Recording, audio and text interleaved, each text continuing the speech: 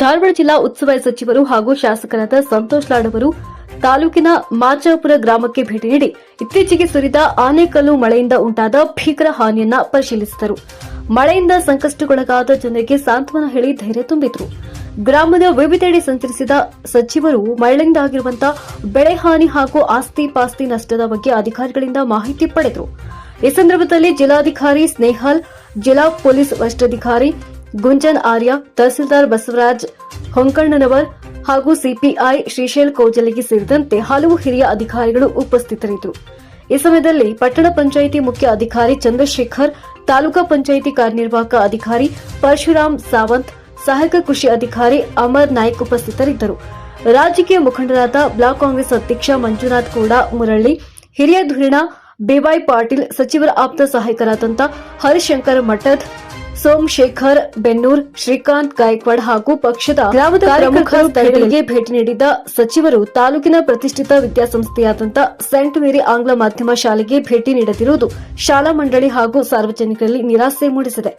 ಆನೆಕಲ್ಲು ಮಳೆಯಿಂದಾಗಿ ಈ ಶಾಲೆಯು ಅಪಾರ ನಷ್ಟ ಅನುಭವಿಸಿದೆ. ಶಾಲಾ ಸಭಾಭವನದ ಮೇಲ್ಚಾವಣಿಯ ಸಿಮೆಂಟ್ ಶೀಟ್ಗಳು ನುಚ್ಚು ನೂರಾಗಿವೆ. ಸಿಸಿ ಕ್ಯಾಮೆರಾ ಹಾಗೂ ಪೈಪ್ಲೈನ್ಗಳು ಸಂಪೂರ್ಣ ಜಖಂಗೊಂಡಿವೆ. ಕೊಟ್ಟಿಗೆಯ ಮೇಲ್ಚಾವಣಿ ಹಾಗೂ ಶಾಲಾ ವಾಹನಗಳ ಕಾಜುಗಳು ಒಡೆದು ಹೋಗಿವೆ. ಅಪಾರ ಪ್ರಮಾಣದ ಹಾನಿಗೊಳಗಾದ ಈ ವಿದ್ಯಾಸಂಸ್ಥೆಗೆ ಸಚಿವರು ಭೇಟಿ ನೀಡಿ ಸಾಂತ್ವನ ಹೇಳಬಹುದು ಎಂಬ ನಿರೀಕ್ಷೆಯಲ್ಲಿದ್ದ ಶಾಲಾ ಸಿಬ್ಬಂದಿ ಹಾಗೂ ಪೋಷಕರು ಸಚಿವರ ಈ ನಡೆಯಿಂದ ಬೇಸರ ವ್ಯಕ್ತಪಡಿಸಿದ್ದಾರೆ. ಇನ್ನು ವರದಿಯಲ್ಲಿ ಹಿರಿಯ ನಾಯಕರಾದಂಥ ಬೂದಪ್ಪ ಹುರಕಡ್ಲಿ, ರಫೀಕ್ ಸುಂಕದ್, ಯಲ್ಲಪ್ಪ ಚೌರಗಿ, ಹನುಮನ್ ಚವರಗುಡ್ಡ, ಬಾಳಣ್ಣ ಖಾನಾಪುರ, ಸಾಯಿನಾಥ್ ಯಲ್ಲಾಪುರ್, ಶಂಕರ್ಲಿಂಗ, ದಾಸನಕೊಪ್ಪ ಸೇರಿದಂತೆ ಅನೇಕ ಅಭಿಮಾನಿಗಳು ಭಾಗವಹಿಸಿದರು.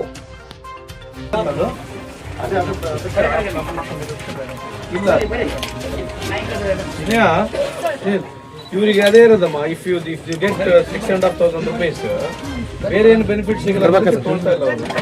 ಕನ್ಫರ್ಮ್ ಮಾಡ್ಬಿಡು. ಹಂಗಿದ್ರೆ we can give.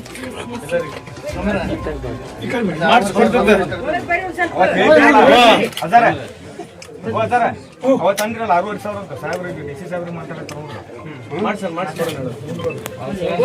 ಸ್ವಲ್ಪ ಇಲ್ಲೇ ನೋಡಿ ಬರ್ರಿ. ಎಲ್ಲ ಚೆಕ್ ಮಾಡ್ಸಕ